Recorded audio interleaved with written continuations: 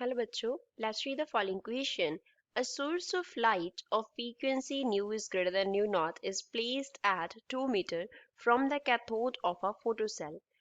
Photocell के cathode से 2 metre के डिस्टेंस पे एक लाइट सोर्स प्लेस किया गया है जिसका फ्रीक्वेंसी न्यू नॉट से ग्रेटर है। न्यू नॉट क्या होता है? थ्रेशोल्ड फ्रीक्वेंसी होता है। The stopping potential is found to be V naught. Stopping potential कितना है? वी नॉट है।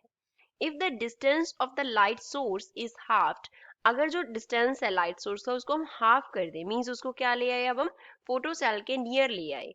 State with the reason what changes occur in, क्या चेंजेस होंगी किसमें? First, stopping potential, second, photo electric current, third, maximum velocity of photo electrons emitter. इन सभी का क्या चेंज अकर करेगा और क्यों करेगा, हमें ये बताना है।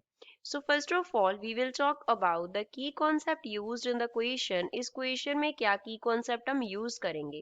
यहाँ पे हम use करेंगे आइंस्टाइन फोटो इलेक्ट्रिक इक्वेशन को।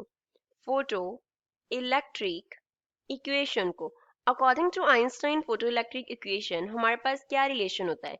मैक्सिमम कैनेटिक एनर्जी एमिटेड के मैक्सिमम इक्वल होता है H, that is Planck's constant, into nu minus nu naught के। अब यहाँ पे के मैक्सिमम जो है वो क्या डिनोट कर रहा है? मैक्सिमम कैनेटिक एनर्जी को डिनोट करता है। K here represents kinetic energy. तो कैनेटिक एनर्जी जो है इसका रिलेशन हम कैसे लिख सकते हैं? By half M V square, और we can write kinetic energy is equals to E into V naught. अब यहाँ पे m जो है वो डिनोट करता है मास ऑफ इलेक्ट्रॉन्स को, मास ऑफ इलेक्ट्रॉन को डिनोट करता है। v here denotes velocity, ये velocity को डिनोट कर रहा है। एंड जो हमारे पास v नॉट है वो डिनोट कर रहा है स्टॉपिंग पोटेंशियल को, as given in the question. Stopping potential E क्या होता है? We know that E here denotes electron charge. E से हम इलेक्ट्रॉन चार्ज को डिनोट करते हैं। अब इस क्वेश्चन को सॉल्व करते हैं। अगर हम रिलेशन लिखें पोटेंशियल एनर्जी, अगर हम रिलेशन लिखें स्टॉपिंग पोटेंशियल का, तो वो क्या होगा? E V naught will be equals to H nu minus nu naught होगा। तो यहाँ पे हम देख सकते हैं कि जो स्टॉपिंग पोटेंशियल है वो किस पे डिपेंड करता है? फ्रीक्वेंसी पे। फ्रीक्वेंसी डिपेंडेंट होता है, मीन्स हम फ्रीक्वेंसी को वेरी करेंगे तो उसके साथ क्या होगा? स्टॉपिंग पोटेंशियल वेरी करेगा। तो फ्रीक्वेंसी डिपेंडेंट है स्टॉपिंग पोटेंशियल। नेक्स्ट, अगर हम कैनेटिक एनर्जी को लिखें as half M V square, तो ये हमारे पास क्या होगा? H nu minus nu naught. Again यहाँ पे जो वेलोसिटी है फोटो इलेक्ट्रॉन एमिटर की वो किस पे डिपेंड कर रही है? On the frequency. Velocity is frequency dependent. Velocity frequency dependent है। That means अगर हम frequency वेरी करेंगे तो velocity क्या करेगा? वेरी करेगा। अब यहाँ पे क्वेश्चन में बोला है कि हम उसका जो डिस्टेंस है उसको हाफ कर रहे हैं। मीन्स हमने क्या लेके आए? पहले हमारा फोटो सेल था, उसके कैथोड के हम अब क्या ले आए? सोर्स ऑफ लाइट जो है उसको नियर ले आए। सपोज अब यहाँ पे पहले क्या था हमारा? ये क्या कैथोड है, सपोज इसको हमने डिनोट किया बाय, ये कैथोड है। अब यहाँ पे 2 मीटर के डिस्टेंस पे पहले हमने क्या प्लेस किया हुआ था? सोर्स प्लेस किया हुआ था। अब इसका डिस्टेंस हमने रिड्यूस कर दिया टू हाफ, तो अब जो सोर्स है उसका डिस्टेंस जो है कैथोड से वो कितना है? 1 मीटर है। 1 मीटर। यहाँ पे एस जो है वो सोर्स को डिनोट करता है। एस हियर डिनोट्स सोर्स, ये उसका न्यू पोजीशन है एस डैश। अगर हम उसका डिस्टेंस जो है उसको वेरी करेंगे तो उसके साथ इंटेंसिटी वेरी करेगा। फ्रीक्वेंसी तो क्या रहेगा? सेम रहेगा। फ्रीक्वेंसी ऑफ लाइट क्या रहेगी? सेम रहेगी। जब हम उसके डिस्टेंस को कैथोड से वेरी करेंगे, कैथोड से कितना डिस्टेंस है उसको वेरी कर रहे हैं, फ्रीक्वेंसी क्या रह रहा है? सेम रह रहा है। लेकिन अगर हम उसको नियर ले आए तो उससे इंटेंसिटी क्या कर जाएगा? इंक्रीज कर जाएगा। Intensity of light falling on cathode will increase with reduction in with reducing distance. With reducing distance, अगर हम डिस्टेंस रिड्यूस कर रहे हैं तो उससे इंटेंसिटी इंक्रीज कर रहा है। फ्रीक्वेंसी पे कोई इफेक्ट नहीं पड़ रहा, तो वेलोसिटी पे कोई इफेक्ट पड़ेगा? नो, वेलोसिटी पे कोई इफेक्ट नहीं पड़ेगा। तो जो वेलोसिटी होगी v, वो क्या रहेगी? दैट विल रिमेन सेम, वो सेम रहेगा।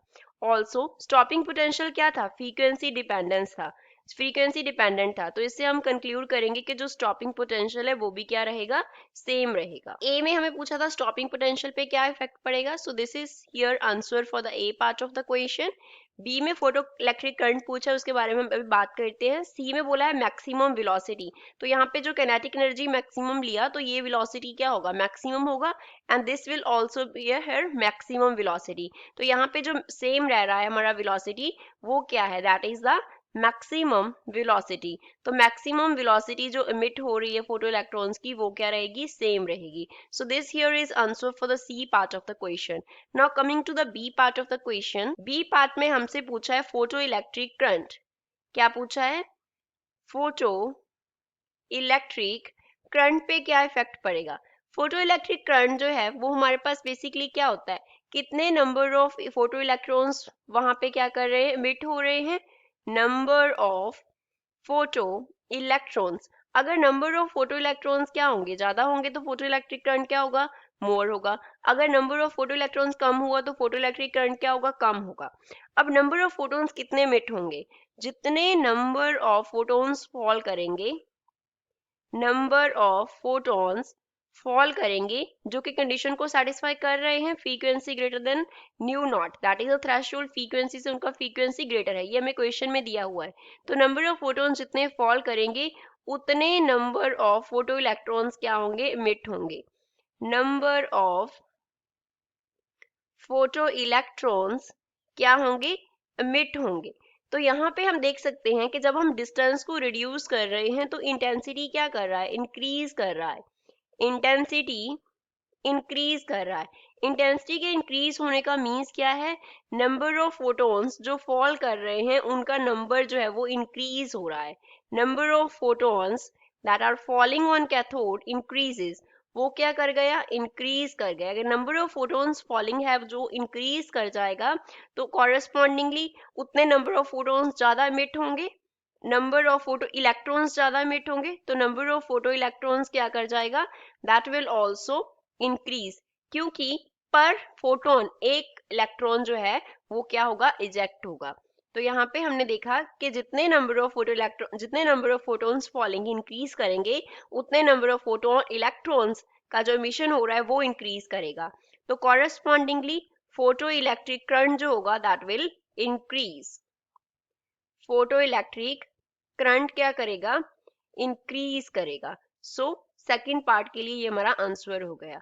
I hope you understood it well, thanks.